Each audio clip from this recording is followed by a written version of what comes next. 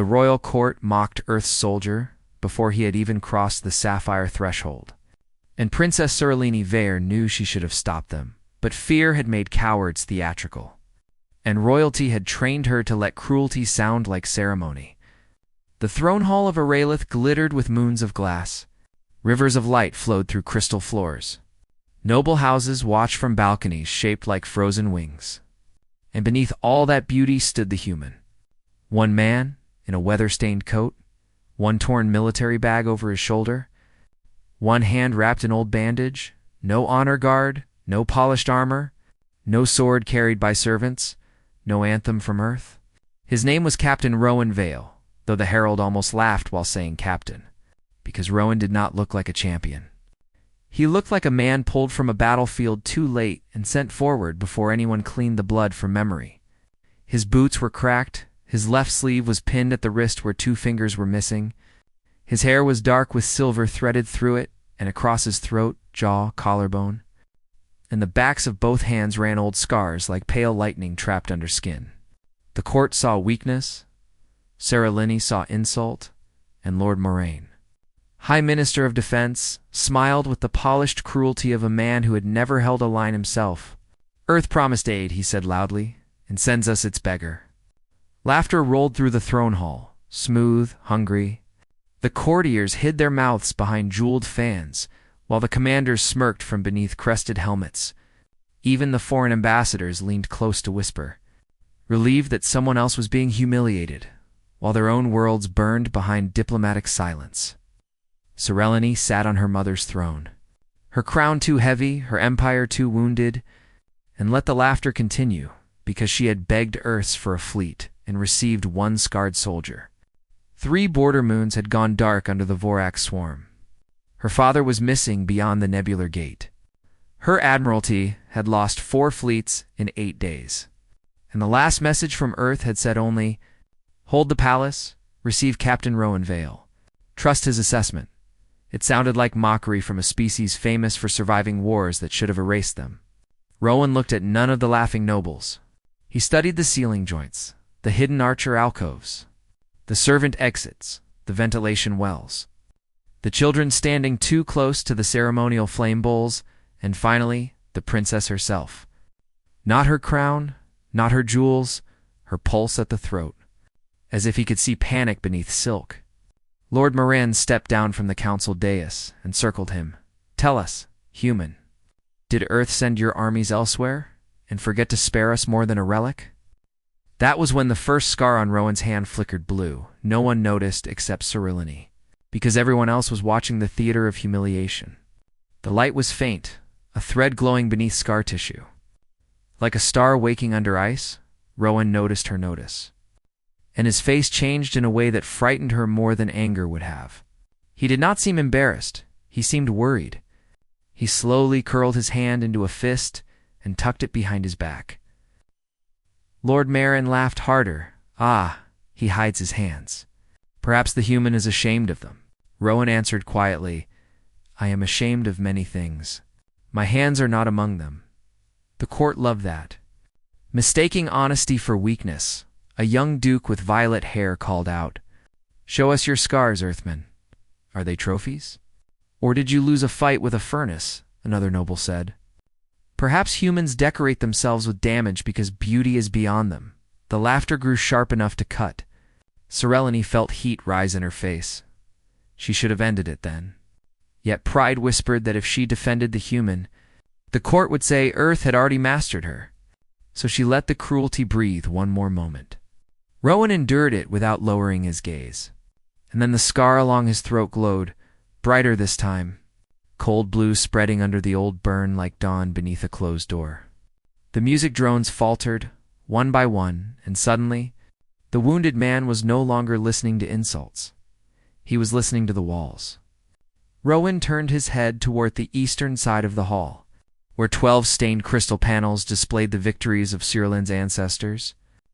His voice cut through laughter without rising. Princess, clear the balcony seats. Lord Moraine stopped smiling. You do not command this court. Rowan looked past him, still watching the wall. I am not commanding. I am warning. Sorelli felt every noble eye swing toward her. Waiting to see whether she would obey a ragged Terran, pride fought survival. And survival was losing until Rowan's scars brightened again. Light traveling from throat to collarbone in jagged lines. Not decorative, not magical, but responsive. Like an alarm wired directly into pain, she stood, clear the eastern balcony. She ordered. A murmur of outrage rose. No one moved. Moran bowed with false softness, Your Highness. We cannot empty royal seating because a wounded animal twitches. Rowan said, too late. The eastern windows exploded inward. Not shattered by artillery, but opened from the inside by thin black roots that had been hidden in the crystal seams.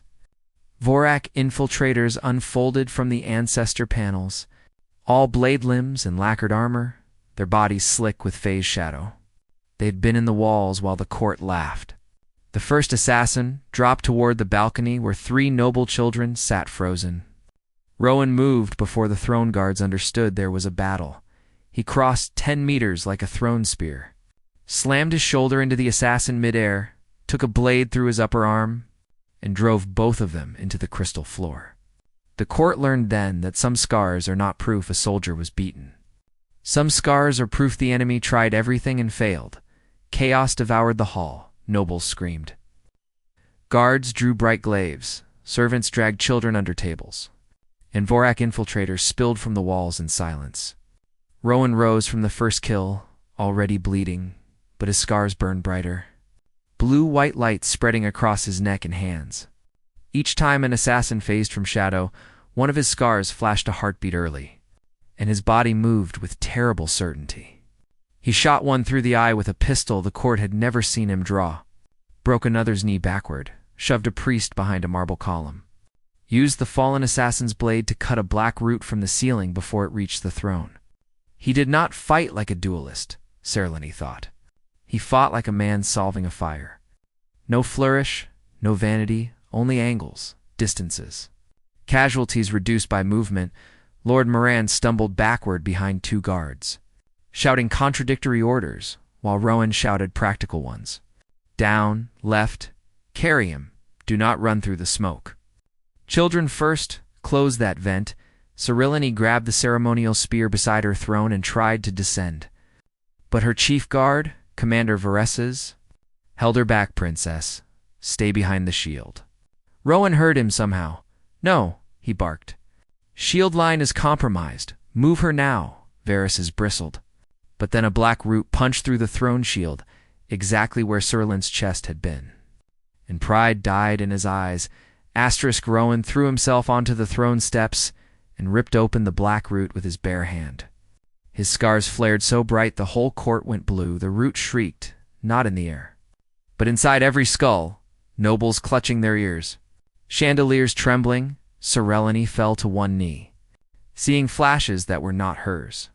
Burning ships, children in pressure tents, a red world under broken moons. And Rowan standing younger in a storm of black roots while soldiers screamed around him. Then the vision vanished. Leaving only the smell of scorched metal in Rowan's hands smoking, he looked at Serlini. Are you cut? She stared, unable to answer. He grabbed her wrist, turned it, checked for black infection with the impersonal gentleness of a field medic. Then released her. Good, keep moving. Commander Varesses and the throne guards finally formed around him. Not around the princess alone, because survival had rearranged rank without permission.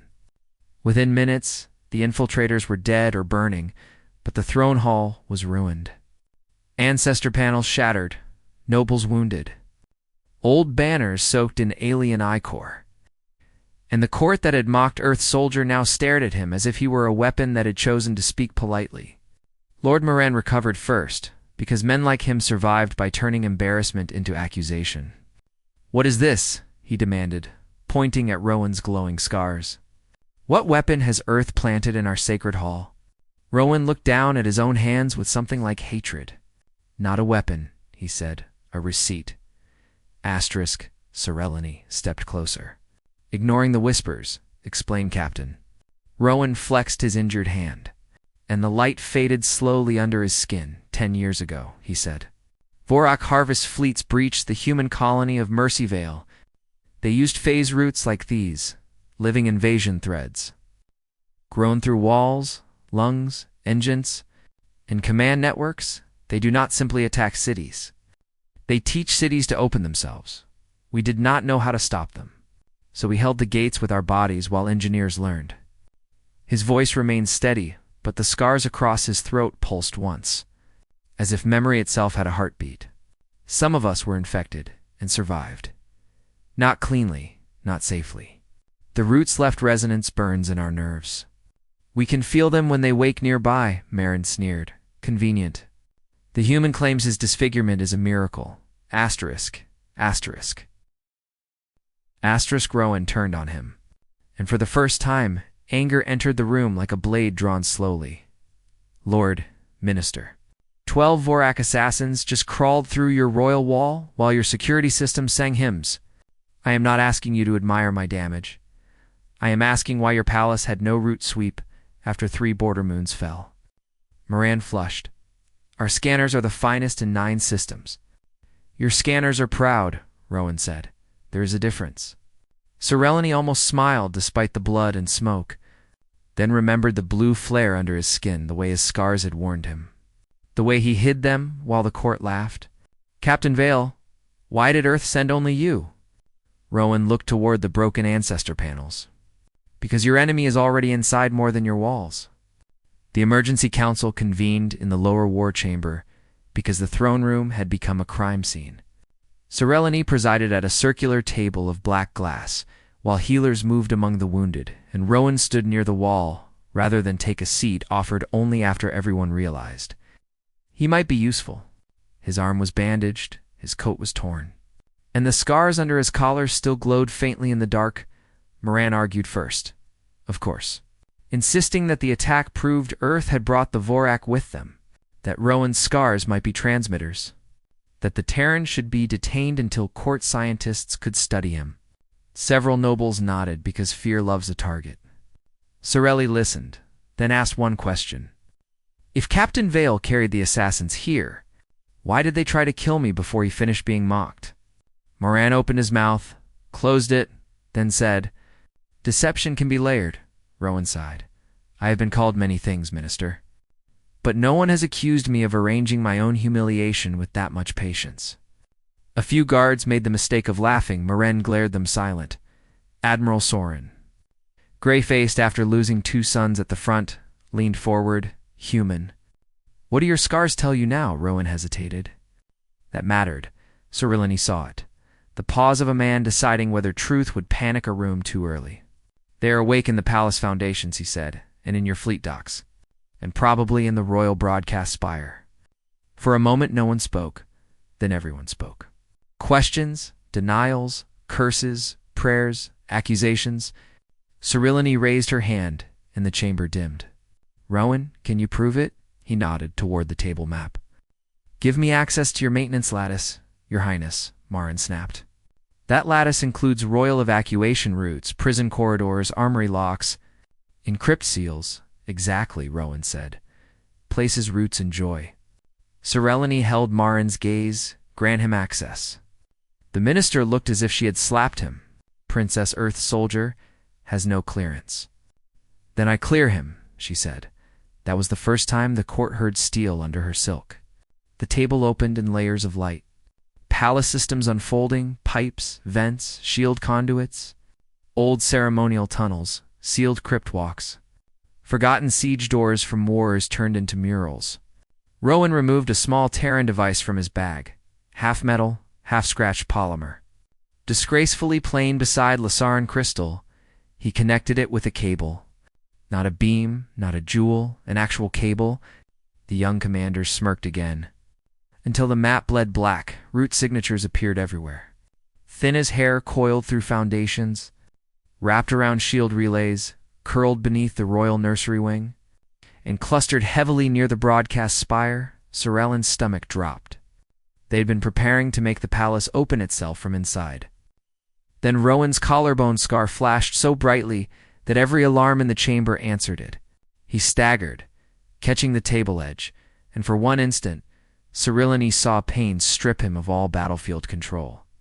Not fear, not weakness, pain, so old it had carved a room in him and learned to live there. She moved before protocol allowed. Taking his elbow, he tried to pull away. "I am fine." "You are lying badly," she said. He gave a breath that might have been a laugh. "I am lying efficiently." The table map pulsed. The roots were transmitting not to the Vorak fleet outside the border, but to a hidden carrier already inside our Lith's moon shadow. Vares's cursed. "The palace shield is facing outward," Rowan said. "Because your enemy reads your manuals?"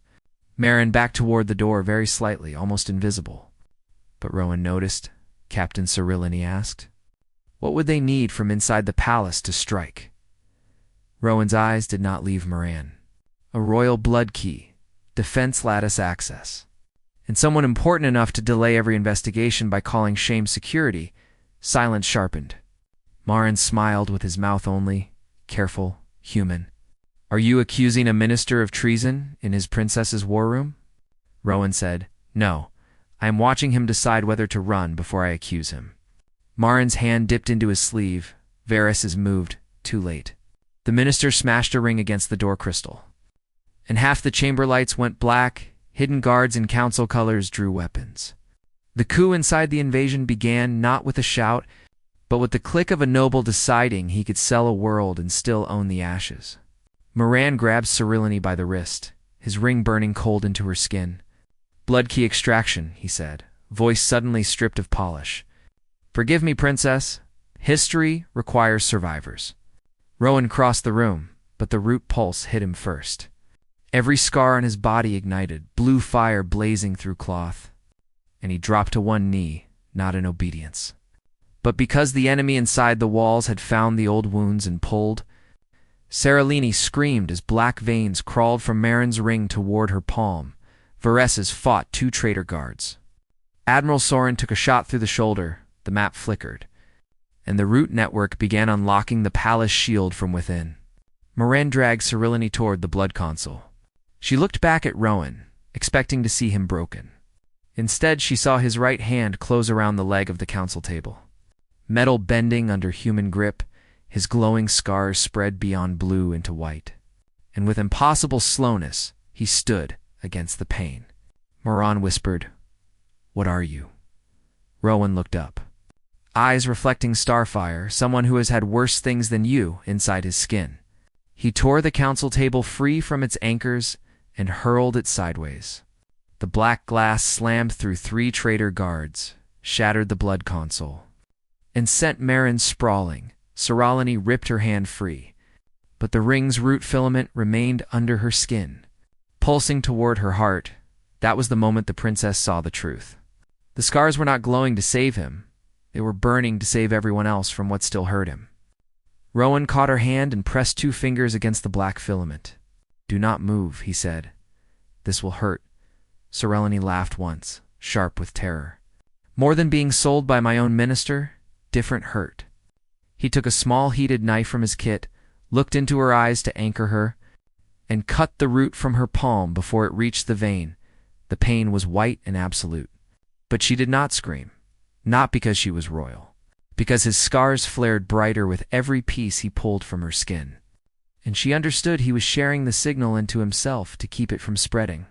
When the last filament came free, Rowan crushed it in his fist. Blue light and black smoke snapping between his fingers, he swayed.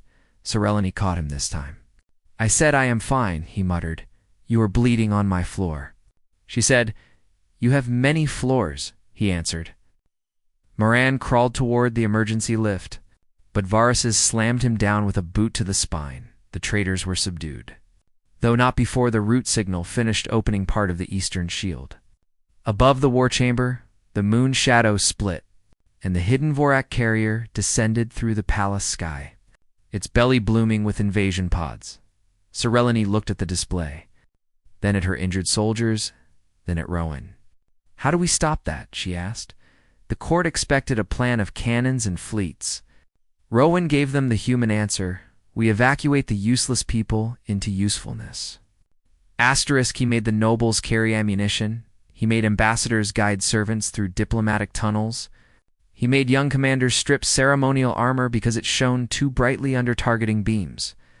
He made priests turn their incense carts into smoke screens. Musicians carry stretchers, kitchen staff boil sealant for emergency bulkheads, and court scribes copy tunnel maps by hand because power would fail and paper would not. Some protested until Serenity repeated the orders herself, louder, colder, no longer asking permission from the habits of her own palace. The evacuation through the underways began as the first pods struck the royal gardens, and the Vorak poured out in hunting lines, moving toward the nursery wing, the broadcast spire, and the old crypts where royal blood samples were stored. Rowan's scars made him their warning bell. Every flare a direction, every pulse a countdown. He moved at the front with Veresis and Serenity beside him, despite his objections.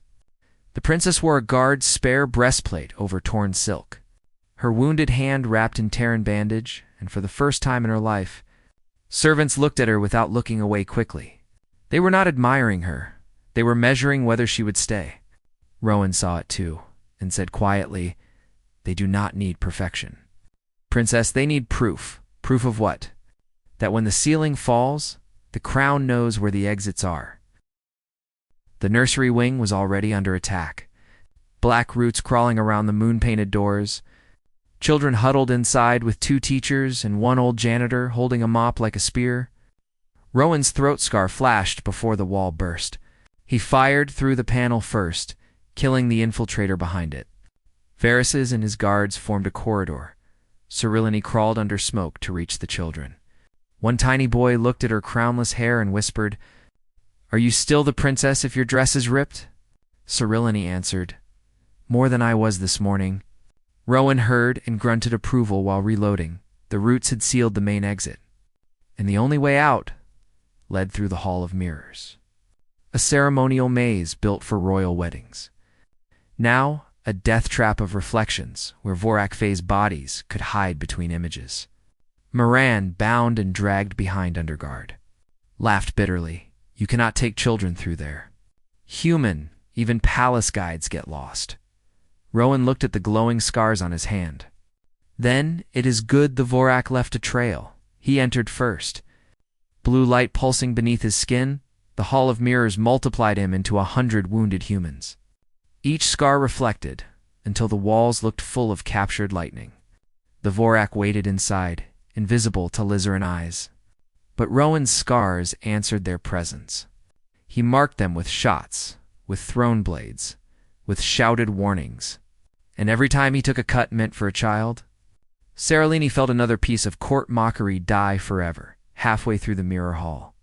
The children began to sing, not because they were brave, but because one teacher knew Terra needs rhythm, or it becomes screaming. The song was an old nursery hymn about lanternfish under ice. Soft, shaking, beautiful, Rowan's face changed when he heard it. The blue glow dimming for one fragile second, Serenity realized he was remembering other children. Maybe human children, maybe children he had failed to reach. The largest Vorak emerged behind him, blade limbs spread, targeting his unguarded back while he lifted a fallen girl over broken glass. Serenity did not think. She threw herself forward and drove her spear into the creature's side. It turned, shrieking, and slashed her breastplate open. Rowan spun, saw blood on her shoulder. The scars across his chest erupted through his shirt like a constellation struck by lightning. He hit the Vorak with a roar the court would never have believed could come from a tired man. Not rage alone, but refusal made sound. He drove it through 3 mirrors, pinned it against a silver pillar, and burned it from within by pressing both glowing hands into its chest. When it died, the reflected Rowans died with it, leaving one man shaking in the glass. Serenity approached. "Captain," he stepped away. "Do not touch me." The warning was harsh. She stopped. He looked at his hands, horrified by their brightness. "When they burn like this, the roots can track me." "Why did you not say so?" "Because frightened people run worse when they think their shield is also a beacon." There it was, another hook in the heart. The human had walked in front because being hunted was useful if it kept the hunters away from the small. They reached the underway gates with 46 children, 9 teachers, the janitor, 2 wounded guards. and several nobles who had stopped sneering, somewhere between carrying infants and learning that blood smelled the same under silk. Outside, the palace gardens burned beneath the Vorak carrier. Earth still had not arrived with a fleet, and Serelini felt old doubt try to return. Rowan must have seen it, because he said, "You are wondering if Earth abandoned you." She did not deny it. He checked his pistol. Earth is slow in ways that annoy enemies. We build redundancy into everything, including rescue. What does that mean? It means I was never the spear princess. I was the flare. He looked toward the broadcast spire, now wrapped in black root coils. If we light that tower with the right signal, every Terran vessel within 6 jumps will have a clean lock through the interference. Varus is stared. The spire is surrounded. Rowan nodded. Yes, that is not a plan. That is an objective. Plans are what happen while reality objects. Serelini almost laughed, then saw how tired he was. The scars were no longer fading between pulses. They remained lit. A map of agony under skin, she said. You cannot climb the spire in this condition.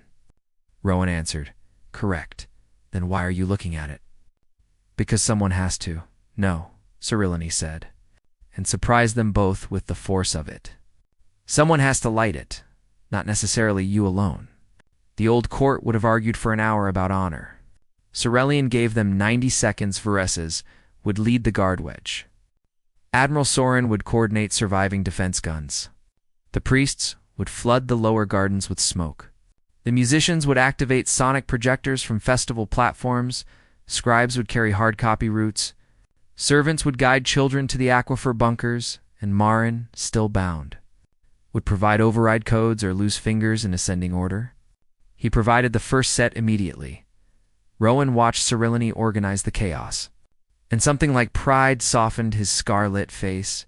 You learn fast, he said. I had an unpleasant teacher, she answered. He looked toward the burning garden. Mine was worse. They moved. The charge to the broadcast spire was not glorious. Glory was what paintings added after survivors stopped vomiting. It was smoke, mud, screaming metal, wounded bodies, boots slipping on wet grass, and nobles discovering that courage often sounded like, keep going, keep going, keep going. Vorak poured from the carrier, but the palace answered in improvised human fashion. Incense smoke blinded their phase eyes. Festival sonic cannons shattered their root signals. Kitchen oil turned pathways into fire breaks. Royal fountains pumped salt water into living root seams.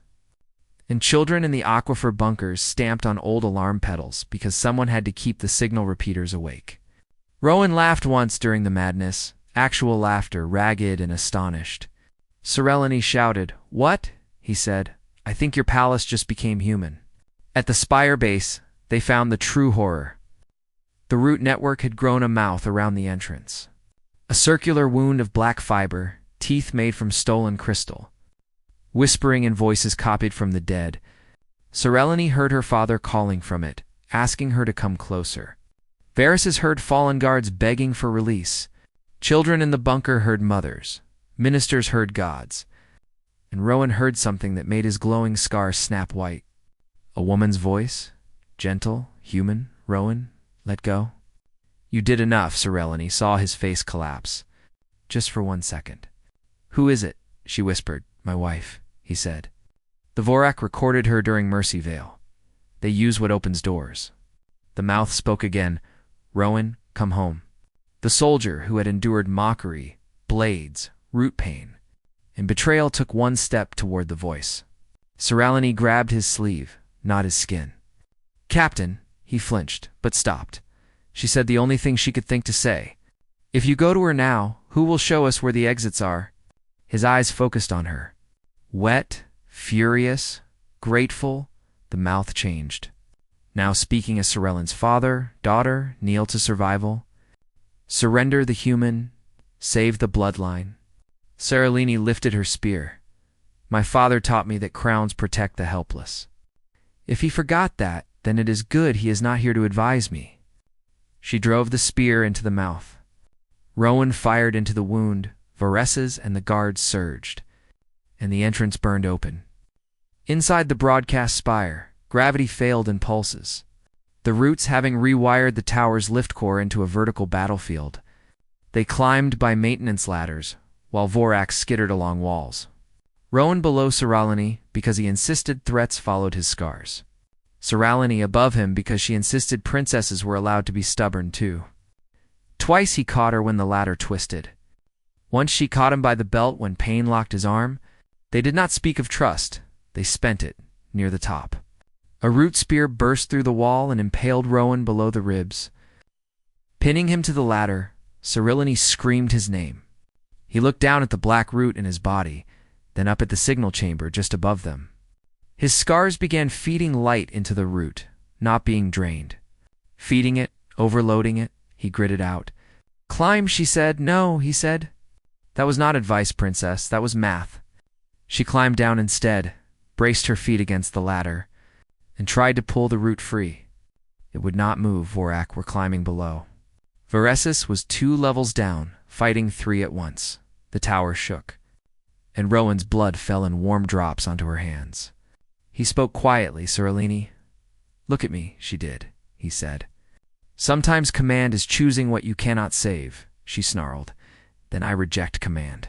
And with her wounded hand, she pulled the Terran-heated knife from his belt, cut into the living route where it entered him, and screamed through the pain as the ring wound in her palm flared black. The root loosened, Rowan fell into her. And somehow they both climbed at the signal chamber. The sky was visible through cracked crystal. Vorak carrier above, city burning below. Evacuation lights moving through tunnels like fireflies under skin. The transmitter core had been swallowed by roots.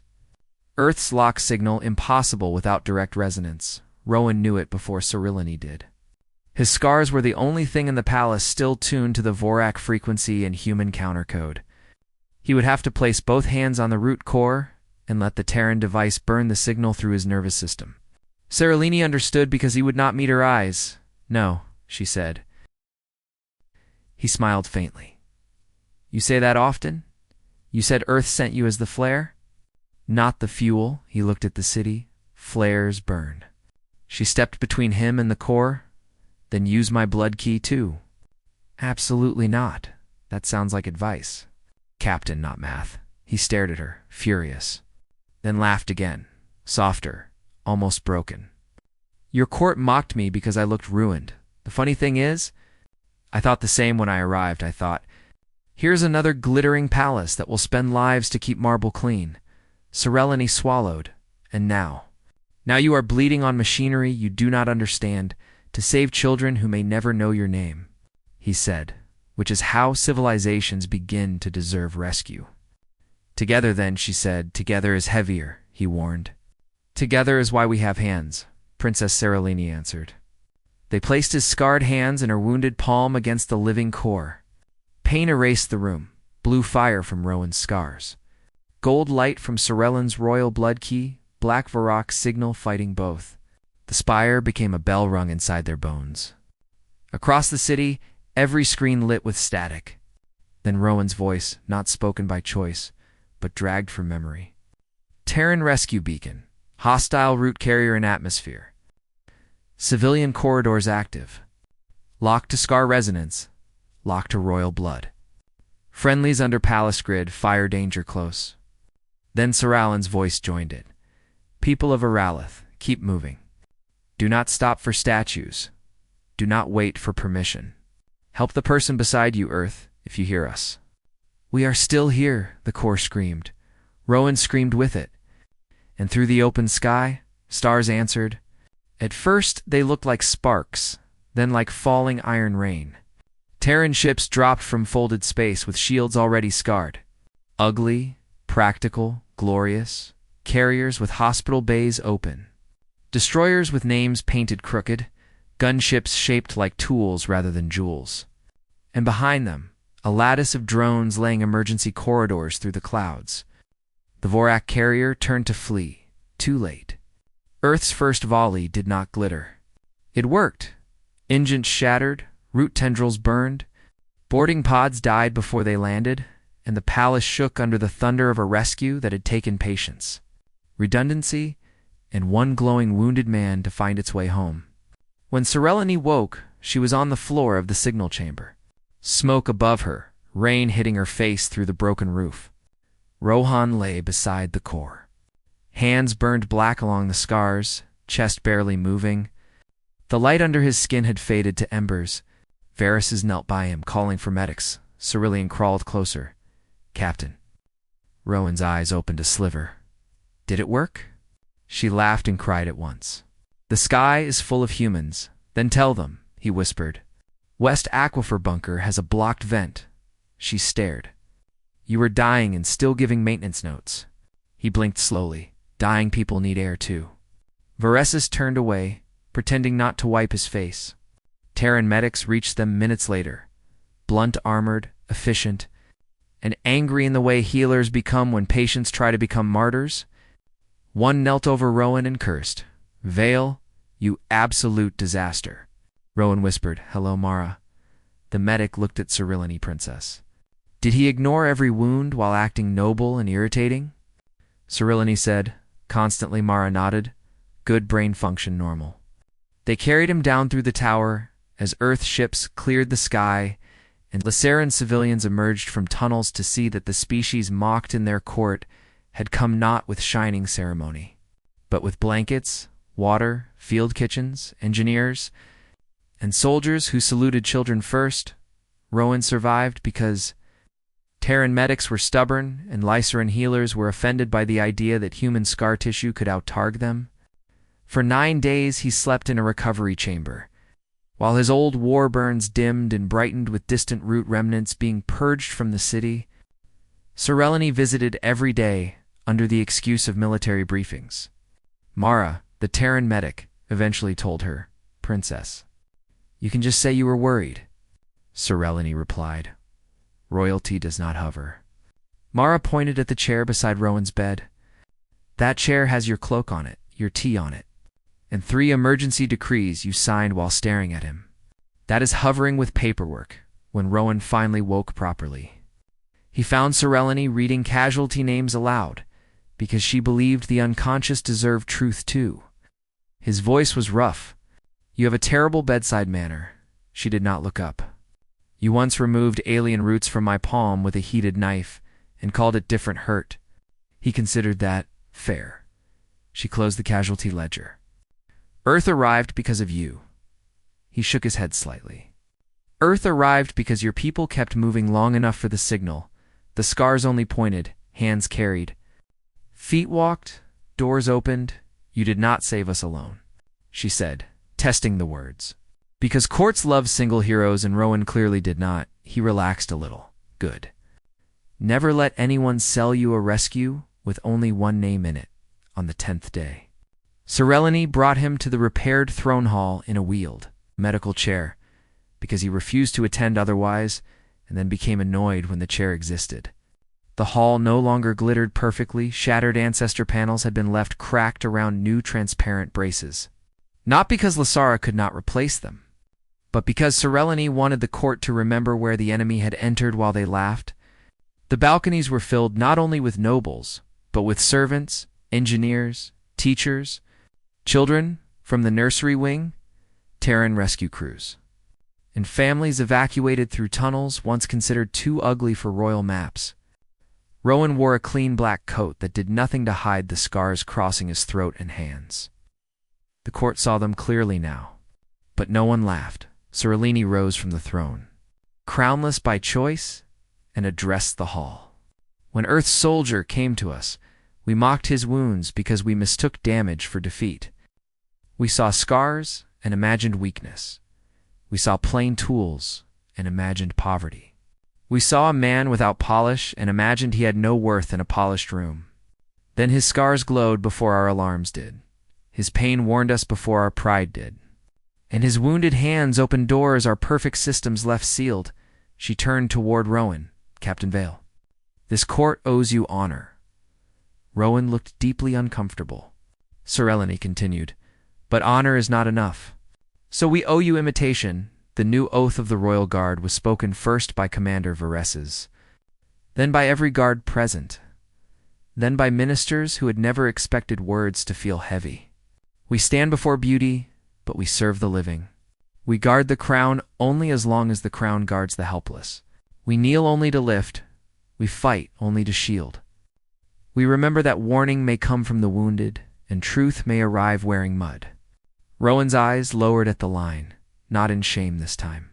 In grief being given somewhere gentler to rest, the children from the nursery wing approached next. Led by the little boy who had asked whether Cyrilline was still princess with a torn dress, he carried a folded strip of mirror glass. "Carefully wrapped, we made you a medal," he told Rowan.